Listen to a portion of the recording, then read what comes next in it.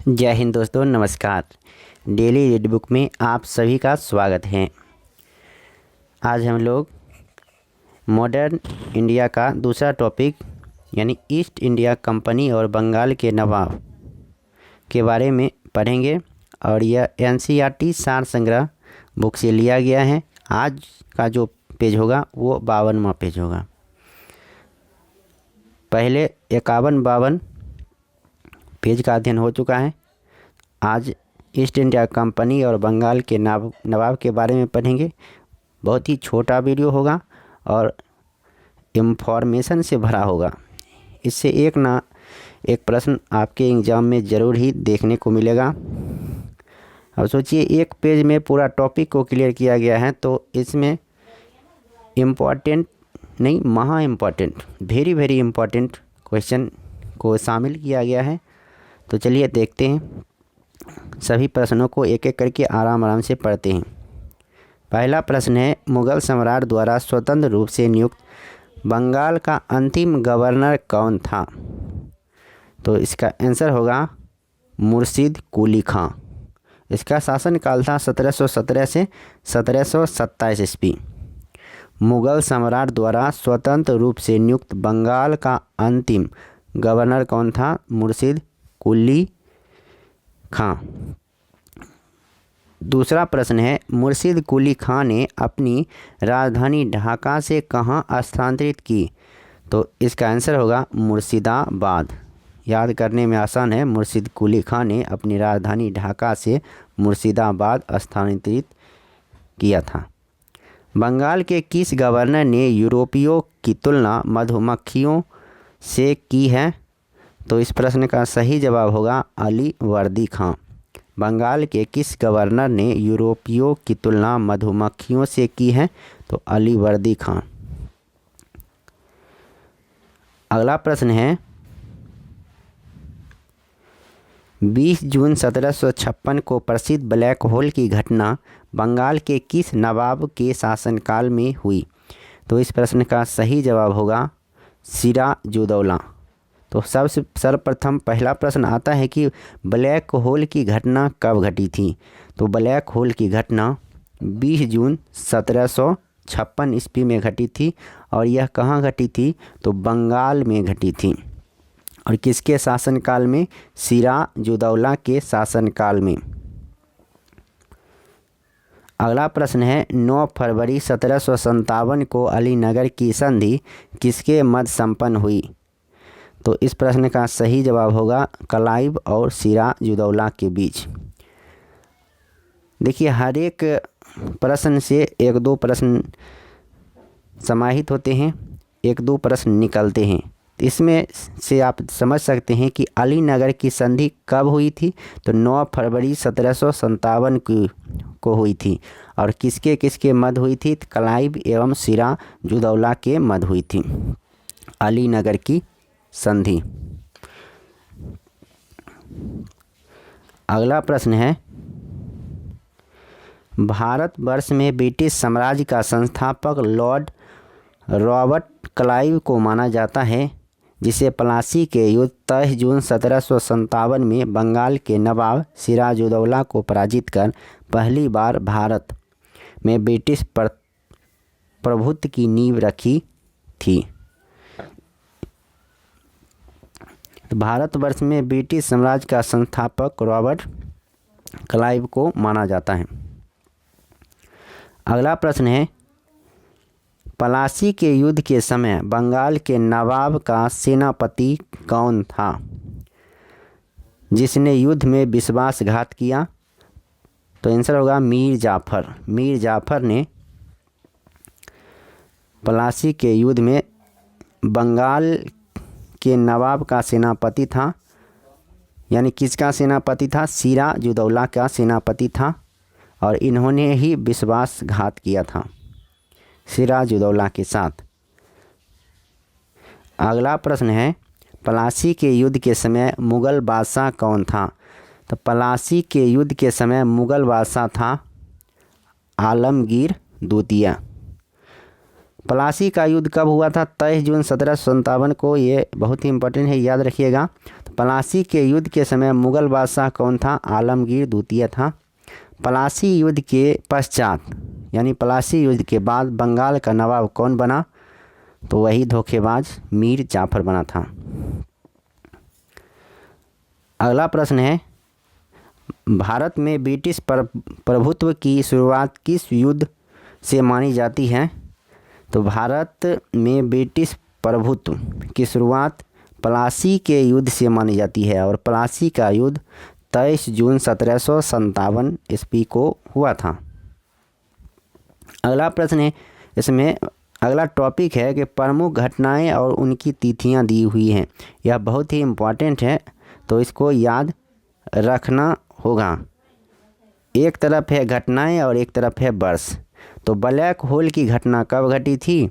तो 20 जून 1756 ईस्वी को घटी थी। अलीनगर की संधि 9 फरवरी 1757 ईस्वी को हुई थी, जो कि प्लासी के युद्ध से पहले हुई थी। प्लासी का युद्ध कब हुआ था? 23 जून 1757 ईस्वी को हुआ था। बक्सर का युद्ध 22 अक्टूबर 1764 ईस्वी को हुआ था। इलाहाबाद की प्रथम संधि 12 अगस्त 1765 और इलाहाबाद की दूसरी संधि इसके 4 दिन बाद 16 अगस्त 1765 ईस्वी को हुआ था। बनारस की संधि 1773 ईस्वी में हुआ था। तो इसको एक बार और पढ़ते हैं, बहुत ही इम्पोर्टेंट ये प्रश्न है। ब्लैक होल की घटना 20 जून 1756, अलीनगर की संधि 9 फरवरी 1757, प्लासी का युद्ध 23 जून 1757, बक्सर का युद्ध 22 अक्टूबर 1764 को हुआ था। इलाहाबाद की प्रथम संधि 12 अगस्त 1765 ईस्वी को हुआ था। इलाहाबाद की द्वितीय संधि 16 अगस्त 1765 ईस्वी को हुआ था। बनारस की संधि वर्ष 1773 ईस्वी में हुआ था। तो ये सभी याद रखिएगा, हर एक प्रश्न इम्पोर्टेंट है। अगला प्रश्न है, वर्ष 1842 से 1844 तक गवर्नर जनरल रहे लॉर्ड एलनबरो का कार्यकाल कुशल अकर्मण्यता की नीति का काल माना जाता है। अगला प्रश्न है, वर्ष 1760 में अंग्रेज़ों ने मीर जाफर को हटाकर किसे बंगाल का नवाब बनाया? तो मीर कासिम को नवाब बनाया था।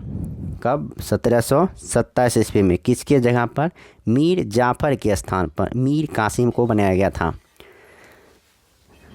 22 अक्टूबर 1764 को बक्सर के युद्ध में अंग्रेज़ों ने मीर कासिम, अवध के नवाब शुजा-उद-दौला तथा दिल्ली के मुग़ल सम्राट शाह आलम द्वितीय को सम्मिलित सेना को पराजित किया था। तो बक्सर के युद्ध के बारे में दिया है कि कब हुआ था बक्सर का युद्ध? तो 22 अक्टूबर 1764 को बक्सर का युद्ध हुआ था। और किनके बीच हुआ था?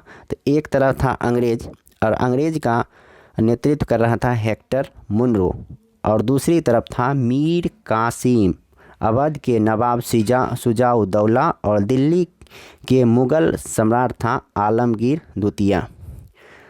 तो इन तीनों को पराजित अंग्रेज़ों के द्वारा कर दिया गया था। अगला प्रश्न है, वही प्रश्न है, बक्सर के युद्ध किसमें ब्रिटिश सेना का सेनापति कौन था? तो था हेक्टर मुनरो। हेक्टर मुनरो था बक्सर के युद्ध के समय ब्रिटिश सेना का सेनापति, हेक्टर मुनरो, याद रखना है। बक्सर के युद्ध के समय बंगाल का नवाब कौन था? तो बक्सर के युद्ध के समय बंगाल का नवाब था मीर जाफर। मीर जाफर था बक्सर के युद्ध के समय बंगाल का नवाब। बक्सर युद्ध के पश्चात, तो बक्सर का युद्ध कब हुआ था? 1764 ईस्वी को हुआ था, 22 अक्टूबर 1764। तो बक्सर युद्ध के पश्चात इलाहाबाद की प्रथम संधि, तो इलाहाबाद की प्रथम संधि अभी तुरंत पढ़े हैं, 12 अगस्त 1765 को हुआ था। मुग़ल सम्राट शाह आलम द्वितीय, बंगाल के नवाब नजमुद्दौला तथा क्लाइव के मध्य तथा इलाहाबाद की द्वितीय संधि उसके 4 दिन बाद 16 अगस्त 1765 ईस्वी को हुआ था। इलाहाबाद की द्वितीय संधि क्लाइव तथा अवध के नवाब शुजा-उद-दौला के मध्य संपन्न हुई थी। ये सभी प्रश्न इम्पोर्टेंट है, याद रखना है। किस संधि के माध्यम से अंग्रेज़ों को बंगाल, बिहार और उड़ीसा की दीवानी प्राप्त हुई?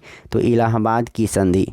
की संधि के माध्यम से अंग्रेज़ों को बंगाल, बिहार और उड़ीसा की दीवानी प्राप्त हुई? तो इलाहाबाद की संधि से। अगला प्रश्न है, स्वर्ग से उत्पन्न सेनानायक किसे कहा गया? तो स्वर्ग से उत्पन्न सेनानायक रॉबर्ट क्लाइव को कहा गया है। स्वर्ग से उत्पन्न सेनानायक रॉबर्ट क्लाइव को कहा गया है। इलाहाबाद की संधि के पश्चात बंगाल में द्वैत शासन की स्थापना किसके द्वारा की गई थी? रॉबर्ट क्लाइव के द्वारा की गई थी। और कब यह द्वैत शासन कब से कब तक रहा था? तो 1765 ईस्वी से 1772 ईस्वी तक रहा था। और 1772 ईस्वी में ही वारेन हेस्टिंग्स के द्वारा द्वैत शासन को समाप्त कर दिया गया था। यह भी आपको याद रखना है। अगला प्रश्न है, उत्तर मुगलकालीन राज्यों के संस्थापक। तो एक तरफ है राज्यकाल और संस्थापक। तो बंगाल का स्थापना 1717 से 1727 ईस्वी के बीच हुआ था और बंगाल के संस्थापक से मुर्शिद कुली खां। हैदराबाद का स्थापना 1724 ईस्वी में निजाम उल मुल्क, जिसे चिनकलीज खां कहा जाता है, के द्वारा किया गया था हैदराबाद का स्थापना। तो हैदराबाद के संस्थापक कौन हैं? तो निजाम उल मुल्क, और निजाम उल मुल्क को ही चिनकलीज खां कहा जाता है। भरतपुर का स्थापना 18वीं शताब्दी में चूड़ामन बदन सिंह द्वारा किया गया था। चूड़ामन बदन सिंह। कर्नाटक का स्थापना 18वीं शताब्दी में सादत उल्ला खां द्वारा किया गया था। अवध का स्थापना 1722 से 1724 ईस्वी के बीच सादत खां, जिसे बुरहान उल मुल्क भी कहा जाता है, के द्वारा किया गया था। अवध का स्थापना सादत खां या बुरहान उल मुल्क के द्वारा। जयपुर का स्थापना सवाई जयसिंह के द्वारा किया गया था 18वीं शताब्दी में। रुहेल पठान का स्थापना मोहम्मद खां बंगश के द्वारा 18वीं शताब्दी में किया गया था। और मैसूर का स्थापना हैदर अली के द्वारा 18वीं शताब्दी में किया गया था। तो इस वीडियो में इतना ही। अब फिर मिलते हैं नेक्स्ट वीडियो में। तब तक के लिए नमस्कार। कैसा वीडियो लगा आपको, कैसा या टॉपिक लगा, कमेंट बॉक्स में ज़रूर बताइए। अगर अच्छा लगा तो लाइक कीजिए। फिर नेक्स्ट वीडियो में मिलेंगे। अगर चैनल पर नए हैं तो सब्सक्राइब निश्चित रूप से कीजिए।